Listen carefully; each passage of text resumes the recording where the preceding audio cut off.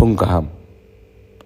पिछले 2 दिन से मैं सोया नहीं हूँ और आज क्योंकि सब लोग कैंडिडेट्स फाइल कर रहे हैं अपना नॉमिनेशन, मैं सबको बोलना चाहता हूँ बेस्ट ऑफ लक। सब वॉरियर्स को बोलना चाहता हूँ बेस्ट ऑफ लक। बहुत लोग ने मुझे फ़ोन किया है और कहा है आप क्यों नहीं फ़ाइट कर रहे हो। गलत, मैं फ़ाइट कर रहा हूँ। मैं हर तिपरासा के लिए फ़ाइट कर रहा हूँ।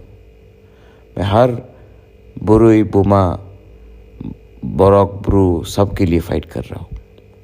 मैं हर कॉन्स्टिट्यूंसी में आपके साथ हूँ। मैं हर कैंडिडेट के साथ हूँ। मैं हर उस तिपरासा के साथ हूँ जिसको दिल में है कि हमें कुछ मिलेगा अगर इस बार हम लोग जीते तो।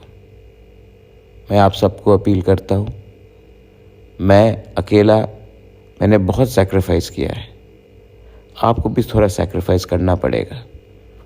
अगले 16 दिन अपना ईगो को छोड़ दो। अगला 16 दिन अपना अहंकार को छोड़ दो और एक होकर इस बार फाइट करो। ये मेरा लास्ट फाइट है और ये मेरा लास्ट फाइट आपके लिए है।